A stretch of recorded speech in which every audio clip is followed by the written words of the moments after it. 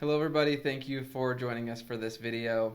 We're going to continue on talking about becoming a well-rounded person, and specifically we're going to jump into how our physical health ties into our mental health and how taking care of our physical bodies in various ways can help you feel emotionally better also. I know it's been a while, but we're happy to be back, I think. So. We're happy to be Well, back. I'm happy to be back. I don't know about Josh, but Yeah, filming's not my favorite, but I like hanging out with you You're guys. so good looking, it should be. Oh, stop. We're happy to be back, and we've been working on some fun projects that we can't wait Yeah. to get out here later this year. But happy to dive into this topic today. Yeah. So this is something I feel like I spend a lot of time talking to clients about, more than I had thought when I was coming into the field that I would ever talk about sleeping and eating and that kind of stuff. But I don't know, where would you guys put the taking care of your physical body in this connection to your mental health, like at importance level with clients? Let me just maybe throw one question that I think illustrates it, and I'll throw it to both of you. When you guys have a client who has canceled their session, and then the next week they come back, and they had canceled the session because they were sick, what's the update from the 2-week gap that they usually give you? Oh, well, nothing has gotten better. Bingo. Ever. Yeah, for being And- sick. Yeah, and they're just like, I felt crappy, didn't do anything, I'm back. And I think that just illustrates the importance of your physical well-being. If you feel crappy, it's going to make it so hard to even focus on mental health stuff. That's been Yeah. my experience. Sure. I always think of it, I kind of flip it the other way and think of, like, how many diagnoses in the DSM are like, one of the criteria is your sleep is somehow affected or your appetite is somehow affected. So you can flip that around and say, well, if you have better sleep and better appetite, you're relieving symptoms of a large portion of any diagnosis you could have, whether it's anxiety, depression, PTSD, anything like that. And so obviously it plays a role. For sure. Yeah, a really big role. And I think it's interesting that if you take another aspect of health, like your physical health, and you improve it, your mental health automatically has some improvement too. You can't really improve one without improving the other. What's that phrase about raising water and raising ships or something like that? You know what I'm talking about? Well, I don't, but I actually Like have a heard. rising tide raises all ships or something like that. I don't know. That's Yeah. what I think when you said that. Yeah.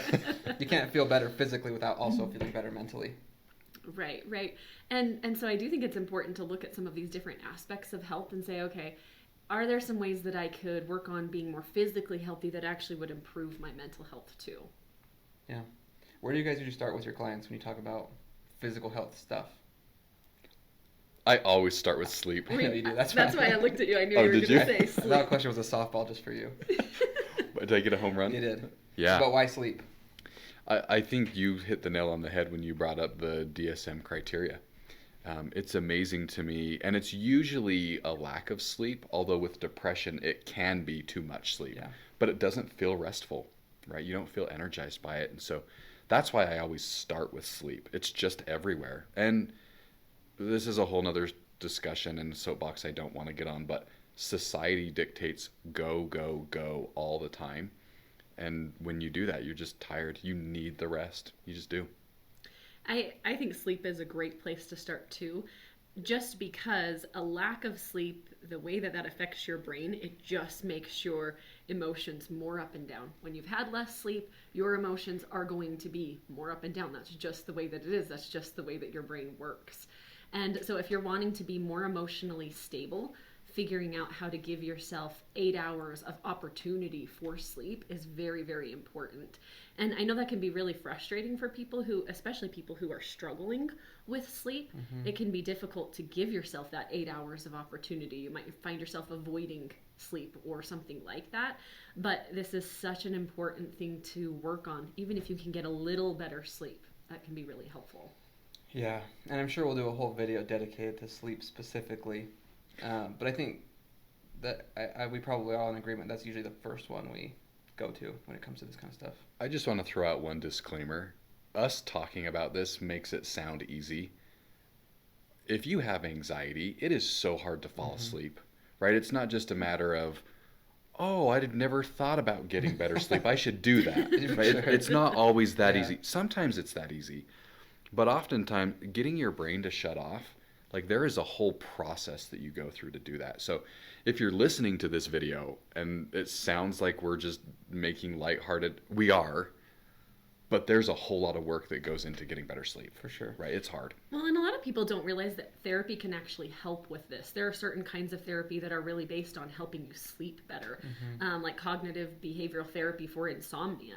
This is an actual therapeutic intervention that is all about helping you manage those thoughts and get better sleep. Yeah. Yeah, there was for a lot of my teenage and early adulthood years, I struggled going to sleep, but I found like a few techniques that have worked for me, like just kind of like mental exercises, right? That'll put me right to sleep like a baby. So.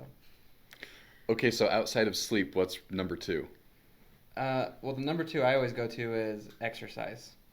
I don't know about you guys, but that's my second one I always like to highlight. Exercise in the form of going to the gym or like some kind of intense activity, but even just getting up and moving, right? Interrupting your sitting. Yeah, that's the next one that I always go to too, is exercise. Moving your body does so much to regulate your nervous system. And so even just getting up and doing some kind of gentle exercise or more intense exercise, either way, moving your body is going to help you emotionally quite a lot. Yeah. It's funny, and I think this is an appropriate place to share this, but I've got a teenager that I'm working with currently in therapy, a teenage boy, and man, you talk about depression, you just see it, right? The whole affect is just there. And we were talking a little bit of physical movement, not necessarily even exercise, but physical movement. And so I decided during the session, I'm like, hey, we're going to do push-ups right now. And all of a sudden, again, with depression, you see but this chair's really comfortable. What are the odds that you're going to feel super comfortable doing push-ups in your therapist's office? I don't want to do them in my office, right? And your chairs are very comfortable. I do have a couple of comfortable ones. I have one that's not super comfortable, and usually I sit in that one, oddly enough. But just the difference in his affect and difference in his, like, he legitimately started smiling on a more consistent basis. We did 10 push-ups. That was it. Now we did them a little bit slower, but 10 push-ups took us 30 seconds and mood change, right? Yeah. All it took was 10 push-ups. So if you can just do movement, it doesn't have to be push-ups, right? Yeah. Any type of movement. I listened to someone talk about this, and I thought it was so interesting because we like to blame a lot of problems on like, oh, we just sit too much now, right? And he's like, you don't think people sat down 1,000 years ago? Of course they did, right? They sat down. You know, the problem is the uninterrupted sitting, right? Sitting for hours and hours at your desk job or at home on your couch or on your playing video games or whatever it is. The sitting isn't the problem. It's just you got to get up every once in a while and move your body. Do 10 push-ups, walk around, do something, get your blood flowing again. It makes a big difference. And just noticing some of the barriers to doing it. Like, one of the statements was, yeah, but this chair is so comfy. I'm like, I know. I can't remember the other one he said, but they're just statements that keep you sitting in the chair, much less when it's set an alarm to get up and go do something early. You're tired, right? It's hard. Yeah, I'll never do that. But yeah, I think it's very easy if it's something that we feel maybe a little bit embarrassed about. Who does push-ups in their therapist's office? You ever done push-ups? No, that's weird. Yeah, right. I think I'm saying that too. That's what I'm saying, right? And oh my gosh, huge difference, right? Yeah. So watch out for any of those negative beliefs that are going to challenge making any movement or making anything different change. And watch out if Josh is your therapist, because you never know. I think this is like the 3rd or 4th time in my decade of doing this I've ever done it. It was super helpful though. Sure. I'm going to do it more often. We're going to do push-ups and team meeting on Monday next week. Okay, so sleep, exercise, and what's number 3? I would say nutrition. We don't realize or stop to pay attention much about how food is affecting our mood. How often do you actually eat something and then you pay attention to, hey, how did this make me feel emotionally? Not just right after, but for the next couple of hours.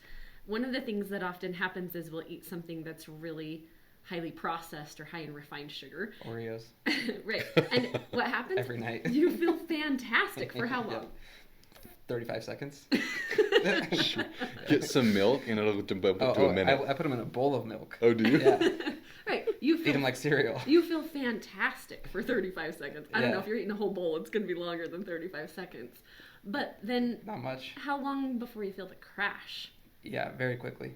Very quickly. And so if you're struggling to regulate your emotions and then you're eating something that makes you feel super great right away and then you get a crash right afterward, that's going to really negatively affect you emotionally. It's going to be tough to manage your emotions in that kind of space. And not only that, but like what we talked about with being sick, right? You don't feel good emotionally when you're sick, and you don't feel that great when your stomach hurts because you ate a whole row of Oreos in one sitting.